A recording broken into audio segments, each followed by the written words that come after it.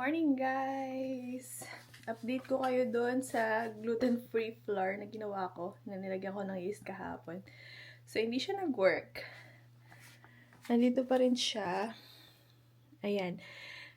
Tawag dito, ang ending, guys, in-adjust ko siya. So, tawag dito, ginawa ko siya kagabi na expected ko, parang bago matulog, pwede ko na siyang i-rolyo, ganyan. As parang i-bake siya kinabukasan. Hindi siya nangyari kasi hindi siya nag-rise, guys. Kailangan pala talaga ng gum. Kaya pala yung, tawag dito, yung binibili namin gluten-free flour, meron siyang gum na nakalagay sa ingredients. Kailangan pala talaga nun kung gusto mo ng mag-bake yata na, kunwari, for bread, or yung basta yung kailangan na magra-rise siya. Pero I think for other baking, kagaya ng cookies, mga ganyan, yung hindi nagra-rise, I think okay lang yung ginawa kong gluten-free. Kasi yung pinalo kong ingredients, nakalagay is optional lang maglagay ng gum. So, hindi kami naglagay, no? So, hindi siya nag-work. Ang ending, pagkagising ko kanina umaga. Actually, kagabi, nilagyan ko yun ng ground flaxseed. Kasi, sabi ni Google, pwede raw yung ground flaxseed para mag-rise siya. So, iniwan ko siya overnight. Hindi siya nag-rise.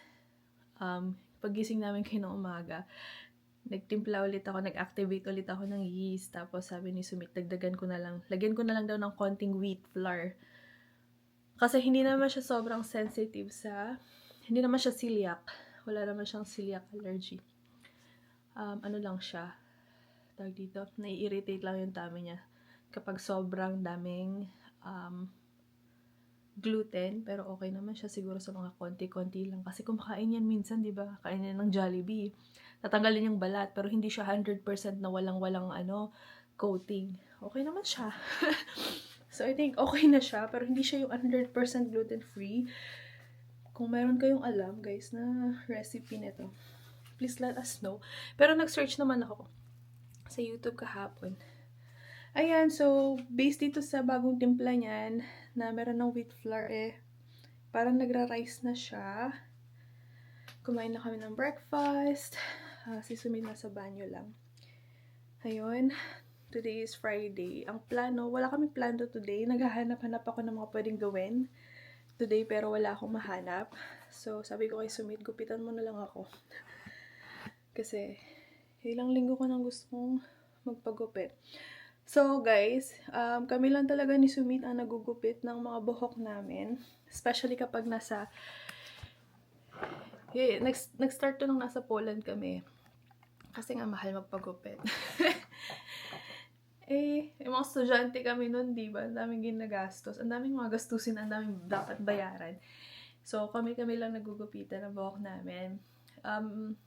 So, pagdating sa straight cut, ay okay lang naman yung kay Sumit. Talagang perfectly straight yung maggupit. Tapos V-cut, ayan, mga usually pinapagawa ko. Pag layered na, guys, ako lang sa sarili ko. Yung last gupit ko ng summer, talagang ano siya, layered siya, parang octopus cut. Ako lang gumawa nun. Kaya ko naman siya. Kasi, bata pa lang ako, parang high school pa lang ako na gumugupit ng buhok ng ate ko. So, medyo, okay naman hindi siya 100% na perfect, pero hindi naman nalalayo. Tapos, ako rin gumugupit ng buhok ni Sumit. Ayan, so, gugupitan niya ako. And ang gusto ko this time is layered. Kaya ko naman siyang gawin sa sarili ko, pero kasi ayokong matagal na nakatayo. Kasi, usually, pag nagle-layered haircut ako, matagal ang tayuan sa banyo. Hindi nga tayo pwedeng tumayo ng matagal. So, papagupit ko sa kanya yung kaya niyang gupitin. Tapos, aayusin ko na lang siya mamaya. Parang hirap huminga. Bakit ganun? Tapos, ito na yung pang 4th day na. Pagising ko, barado ilong ko. Medyo may ubo ako. Tapos, atching ako ng atching. Parang kayo ng umaga, umatching na ako ng 6 na beses. Kasi ngayon, guys, hinihingal ako. Hirap huminga. Next week is gonna be 10 weeks na tayo. Ang bilis, no? Para sa akin, mabilis. So, meron pa tayong mga 7 months. 6 months. Ano na lang ba? Hindi naman ako bilang. Basta mga ganyan. Humikit kumulang 7 months. Hindi ko alam kung gusto ko lumabas. Ngayon, nowadays, natamad ako lumabas kapag malamig sa labas ya. So guys, magliligpit lang muna ako. Sinabit na naman to dito kagabi. Yung ayokong may nakasabit, sinabit na naman.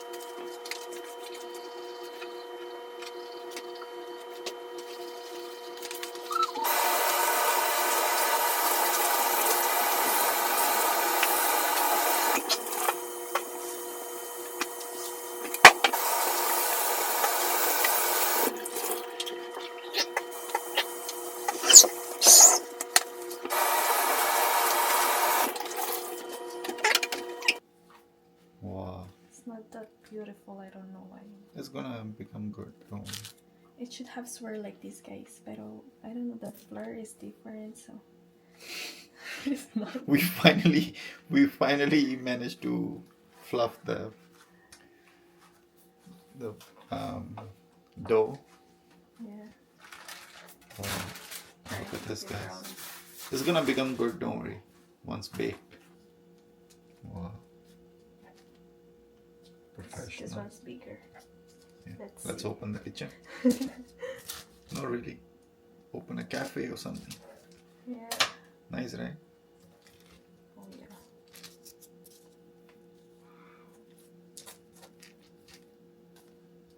Tinatawanan niya ako. Guys, kakatapos ko lang sinection yung buhok ko. Tinatawanan niya ako. That's fine. Tonto yarn. Ako yung nag-section kasi walang pasensya yun sa pagsa-section. Mamaya, tabi-tabi yung pagka-section niya. I need that. Oh. I'm gonna be watching how you cut my hair. Skill assessment. Shaolin, yours. Skill assessment. Yep. Oh, the Note siya ng video, guys. some other videos. Meron kaming kakopya yung video. But then, kung hindi niya makopya, it's okay. I'm gonna fix it. C-section is the key. So first, you're gonna start in front. No. Back. But the straightening is done. You don't have to straighten my hair anymore. I want to. Nah, See? it's fine. Don't cut the ends. So what do you want me to do then? Start here. So this one, like that. This one is also straight. Yeah, the layer starts here. You want me to do something or you want to do everything? You do it. So let me do it. Ayan na.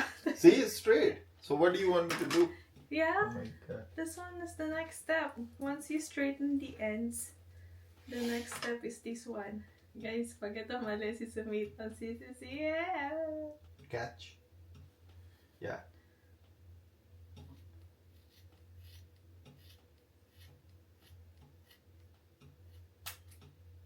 Nanawa na ako sa straight hair eh. Gusto ko ng layers. Ay, pagsisihan ko na naman to. Kasi ang problema sa layers, guys. It takes Looks time. good. Yeah. Save it for tomorrow.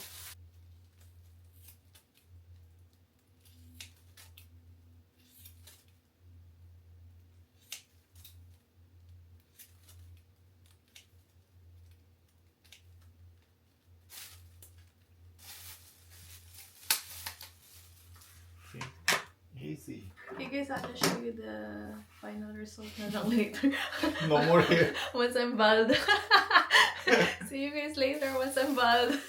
Tapos na akong gupitan ni Sumit. Hindi naman ako nakalbo. Pakita ko lang. Showing my hair. Ito na yung hair ko. Kapag na-style siya, hindi siya exactly yung kagaya nung nasa inspo na pinakita ko. Pero parang mas bet ko siya kasi hindi masyadong grabe yung layers niya. Konting layers lang, which is parang much better kasi hindi siya masyadong magtitikwas. So, yan na siya. Ni-style ko siya. Mas madali na siyang matuyo compared sa before. Na, ano siya, makapal yung buhok ko kasi sobra, tapos straight cut. Ayan, nung na-layer na, ang bilis na lang mapatuyo. Hindi ko alam kung ano yung tsura sa likod. Can you show the back? Show the back. Mine? My hair. How? Yeah, looks good. I did a great job. Yeah. Yeah, good. Me or you? Both of us. You spent more time than me. I'm perfectionist when it comes to my hair. So, si Sumit yung gumapit ng parang base niya. Tapos, ako yung nag-finalize. Kasi, ayan. Basta, tinouch up ko siya kanina. Ayan, tapos pag na-board ulit, gugupitan ko na naman yung buhok ko. Hindi ko bet yung kulay. Kanina nakita ko, ang dami ng itim-itim sa gitna. Tapos, sobrang bright nung ibang kulay. Yeah, so far, gusto ko siya, guys. Ano siya, very light lang siya. Ayan. Pakita ko yung inspo. mas maraming layers yun eh. Tapos manipis na lang yun sa ibaba. Pero feel ko pag yun yung ginawa ko, mahihirapan akong mag-style. Tapos parang mas matagal siyang i-style. Tapos magtitikwasan. Yan siya guys. Ganyan siya dapat. Diba? Sobrang layered. Pero kasi parang manipis lang yung buhok ng mannequin. Yung sa akin kasi, makapal siya. Tapos, hindi rin bongga yung pagka-layer niya kasi. Ayun. Next time na lang ulit magugupit kapag na-bored ulit sa buhok. Pero happy ako dito sa gupit ko kasi mas light na siya. And meron siyang shape kasi meron siyang layers. Ay, binig na pala ni Sumit yung ang pangit. It's nice. This one on top is ugly. Looks good. Flat na cinnamon. Gusto mo yan? Okay, looks good.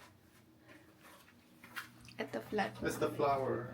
Yeah. It looks like a scone. Naging scone siya. Scone, yeah. Yeah. Tingnan nyo parang That's crispy nice. siya. Nice. So, hindi pala okay yung ginawa namin gluten-free flour. That's not that okay for like baking.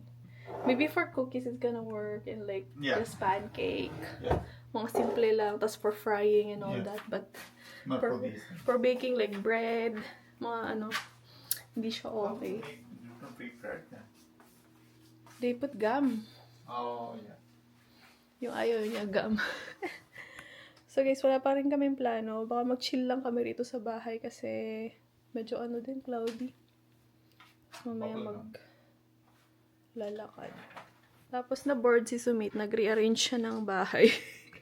Yeah. You got bored, is it? We have a lot of space there. Eto na, bumalik na naman kami sa maliit na lamesa. So, pera pa na naman kumain. Pero, we have more space kapag ganitong setup. Kasi, yung mesa yung nahaharangan yung daan. Pero, mas komportable kumain pag yun yung gamit na lamesa. Ito kasi ang liit. Hindi pwede pang dalawahan.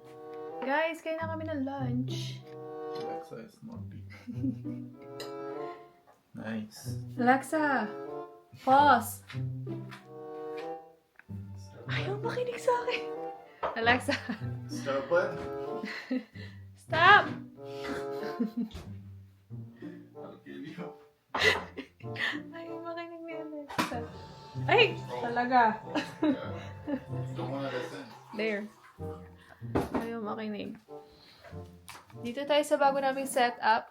So guys, sa akin is naan. And then for Sumit's gonna be rice as usual. Unfortunately. Yeah. Kasi, I'm Filipino now. yeah, I'm Indian. Ito yung chili paneer Chili cheese, yeah. na ginawa ko. Chili cheese. That's good. I like. It's like restaurant style. I don't like it much. It's good. I don't know why. Pero yes, restaurant style. Even the sauce is so good. I don't know, I don't like. That's the way they make in North India. Medyo nagiging picky na ako sa food eh. I think it's the pregnancy. But it's actually good if I'm like not picky. It's so good. It's so good. I like it. It tastes like sweet and sour in Philippines.